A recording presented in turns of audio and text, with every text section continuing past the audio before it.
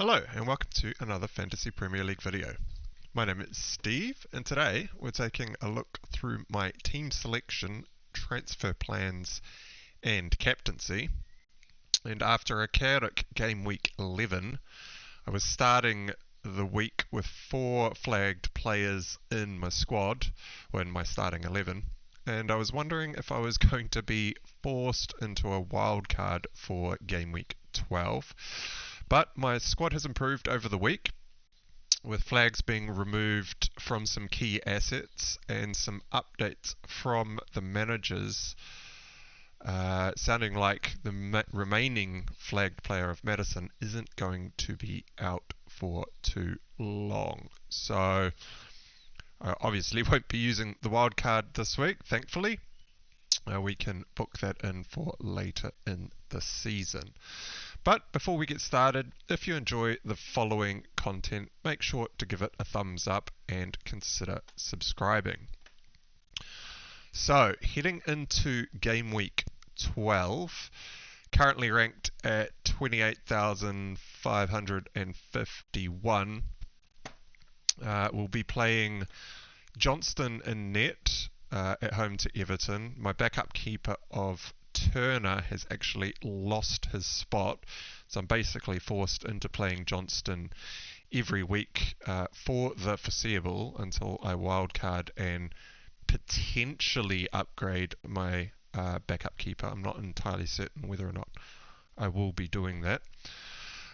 He's got a great run of fixtures coming up until around about game week 16, where it gets a little bit more tricky. But for game week 12, he was great pick, I think, in my eyes. Also bought Mark Gahey last week from the same team. He will also be starting for me this weekend. Now I have Medicash in my squad. He was one of the 4 flagged players at the start of the week as he went off before the 60-minute mark last weekend with a shoulder injury.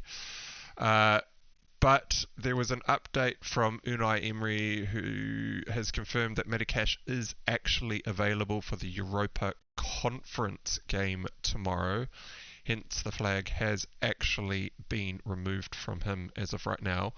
Now, obviously, he's still got that game to play, and so I will need to make sure that he does come through that game unscathed, but the signs are looking good for him. On Medicash, this is actually going to be his last game in my team moving forward, assuming that I do not pick up any key injuries in game week 12 or across the international break. So a couple of weeks ago, I took a hit to bring in 3 attackers that I just wanted to cement in my team, as I was aware that I was going to be eyeing up some defensive transfers on the horizon, and Medicash was one of those players. He will be starting against Fulham at home this week, but I will be selling him in game week 13 as he's away to Spurs, then away to Bournemouth, which isn't too bad. So I guess I could potentially hold him for longer if needed. But then he runs into Man City at home, Arsenal at home, and Brentford away in the next 3. Sheffield United at home is pretty good, but then Manchester United away isn't too tough of a fixture at the moment, but by game week 19, who knows, maybe Manchester United have finally started clicking. So Medicash is destined to be sold in my team, and I am actually eyeing up Saliba from Arsenal as the replacement for Medicash. Now there's no way that I would be considering Gabriel at Arsenal for the cheaper price of about 4.7 or 4.8 million. I will be outlaying the additional funds to take cash up to Saliba, who's currently I think at about 5.2 or 5.3. He might have actually gone up by next week, but I do actually have 1.1 million in the bank. This is the most amount of cash I've actually had in the bank all season. It's been scrimping and saving all season long. But I do not like to invest in defenders that come with some sort of rotation threat, so that's why I will not at all be looking at Gabriel. I'm more than happy to consider or even start rotation prone attackers, so someone like a João Pedro or someone I wouldn't be too averse to playing. But a rotation prone defender has got almost zero chance of doing anything in the match if he does come off the bench. Obviously, the clean sheet, they need to be on the pitch for 60 minutes, and so they would have to be subbed on for an injury before the 30-minute mark in a match in order to be able to secure that clean sheet, and the attacking threat is basically non-existent. This is another reason why I kind of swerved Tsimikas, as well as he is a replacement for a first team member in Robertson. Tsimikas does come with a little bit more threat of potentially cameoing? I don't even know if that's a word, but coming on for a cameo at the end of a game, and so he could also come in for a one-pointer as well. And although Arsenal have a great game this weekend, is it at home to Burnley? It was a couple of weeks ago where Arsenal came up against another promoted side in Sheffield United, where Gabriel was benched and did miss out the entire match. And it did look like Arteta actually rotated his squad quite a bit. I think he kind of treated it sort of like like one of those midweek FA Cup fixtures where the opponents aren't too tough, and he decided to give most of his key assets a bit of a rest. And so there is an increased chance that Gabriel could in fact miss this game against Burnley. However, I think if he does miss starting the game, it's probably very unlikely that Gabriel will come on. So for any of you out there that say had both Gabriel and Tsimikas in your squads, I would be starting Gabriel over Tsimikas and hoping that Gabriel, if he is in fact benched, just misses out the complete match. I do think there is quite a high risk of Tsimikas being rotated this week too, as they come up against Brentford at home. And Brentford's main attacking threat is Mbeumo, who plays right attacking the right side of the front two, him and Wisser up front. That would be down Simikas's side at left back, and I think Joe Gomez is actually just a better man marker or defender than what Tsimikas offers, and so we could see Klopp come in with a tactical substitution, tactical start of Gomez in at left back as opposed to Tsimikas this weekend. So if you have both, I would probably start Gabriel out of the two. And my transfer this week, so I did have Dan Burn in the squad last game week. As soon as Lascelles came through his fixture against Dortmund midweek unscathed, I locked the transfer in. So it was a downgrade of Burn to Lascelles, which is actually why I've got so much money sitting in the bank at the moment. I think Lascelles is about as nailed on as it gets in that Newcastle defensive backline. Very, very briefly toyed with the idea of Livramento, but I think Lewis Hall does offer enough of a rotation threat to Livramento, where Trippier could be played in at left back or right back to accommodate either Livramento or Lewis Hall. And I believe that's actually what happened in the midweek match.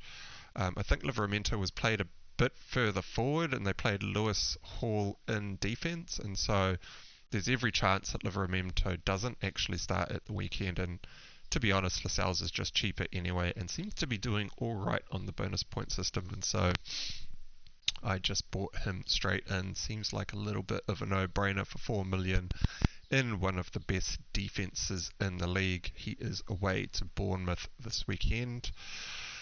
Across the middle of the park, I've got Saka at home to Burnley, which is a great fixture for Saka.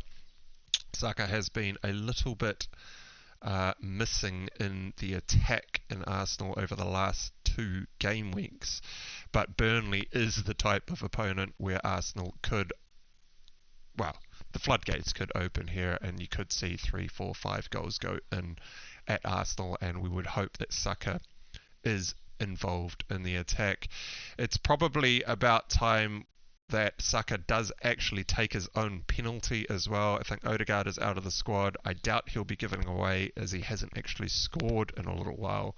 And so for any of you looking to go away from Haaland for a differential captain, I think Saka probably is a very decent shout this week. However, he has not actually got my vice captaincy. I have chucked the vice captaincy on Son this week away to Wolves. Wolves is a slightly tougher fixture, but Son just seems to be involved in everything that Spurs does.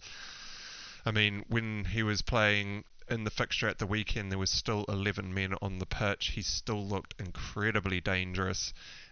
There is a bit of a slight concern that Maddison might in fact be out this weekend, and so that would reduce the chances for Son. And if we do actually get an update on Maddison to say that he is out, I will probably switch that vice captaincy across to Saka. But assuming that Maddison is in fact playing, the vice captaincy will actually stay on Son this week. So Maddison is the only remaining flagged player in my squad.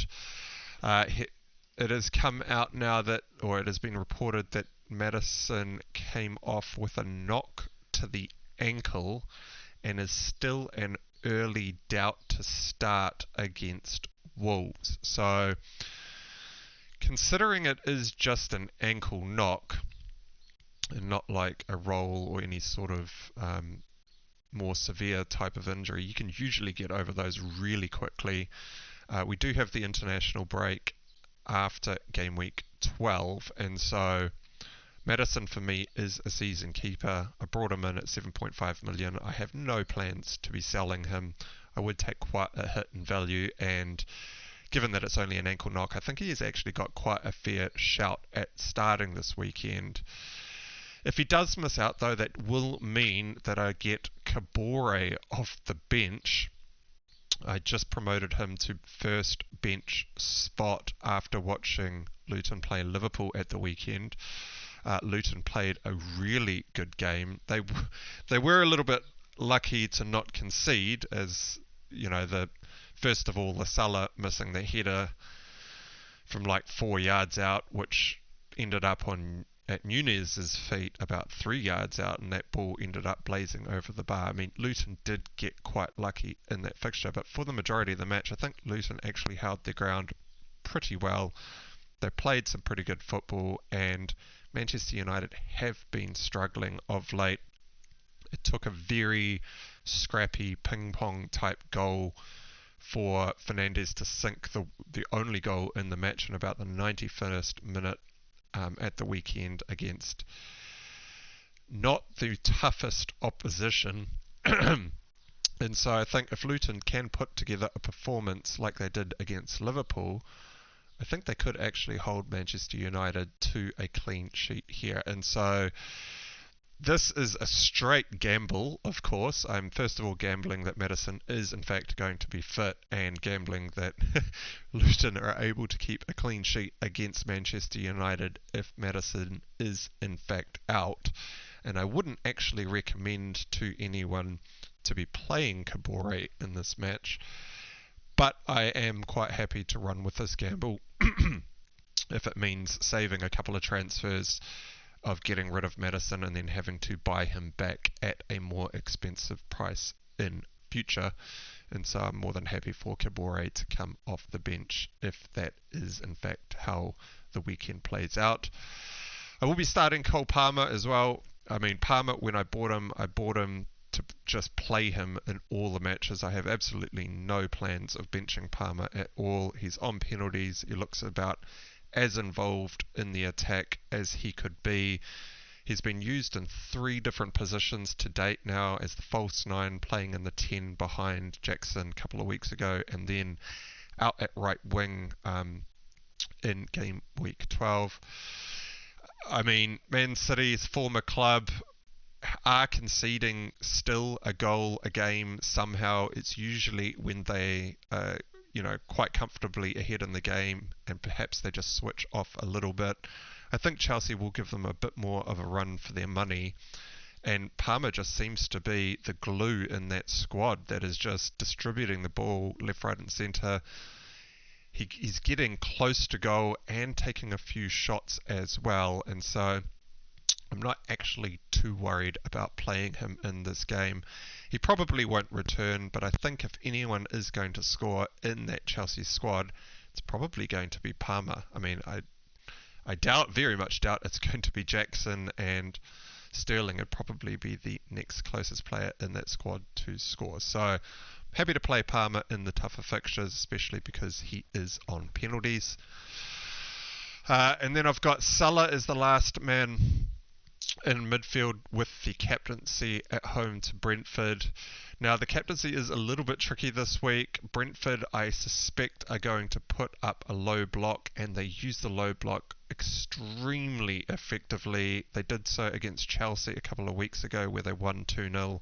Probably should have only been a 1-0 victory, as Sanchez did come up for a corner late in the game, and that is how they conceded their second goal. But Liverpool are just a much stronger attack than Chelsea and have had a lot more practice trying to break down that low block. And so even though I think Brentford will have 10 or 11 men in their own defensive third for the majority of the match, I do believe that Liverpool will be able to break them down.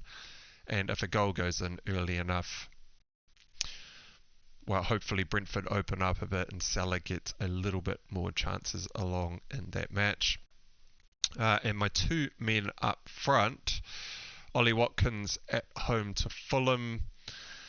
Watkins hasn't really been impressing over the last couple of weeks for me. I mean, there's not too many other striker spots that I would even be considering as a replacement for Watkins. So I'm more than happy to play him in this game, and I'm obviously not going to be selling him for a hit. I would like to see him get a little bit more involved and a little bit more accurate in his shooting in this match, but Fulham have been struggling defensively, and I think Watkins, fingers crossed, will come away with an attacking return this week. He is also in the shout for captaincy candidates this week as well. But I just think Salah, Son and Saka are all ahead of him in the pecking order. And then we have Haaland away to Chelsea, who came off early last week with what looks like a bit of an ankle roll. The game was already won at that point. He was back in training, actually, when I was recording the video earlier in the week. The flag was removed soon thereafter. I think Man City are probably going to dominate this fixture. Haaland should get his fair share of chances and is still a very viable captaincy shout this week, but I think I just have to run with Salah as Brentford are a much easier opponent. As I've already mentioned, Turner's on the bench, who's lost his spot. Kabore, first bench spot, who will be covering for Maddison. Baldock, who is actually back playing 90 minutes as he got a 90-minute appearance against Wolves and actually earned an assist in that game, second bench spot. And then Woodrow, third bench, basically not even playing, and I hardly ever call upon him. And so that's the short and the sweet of it for game week 12. So if you enjoyed this video and got something out of it, press the like button and consider subscribing. And if not, that's alright too. I appreciate you watching. And until next time, cheers.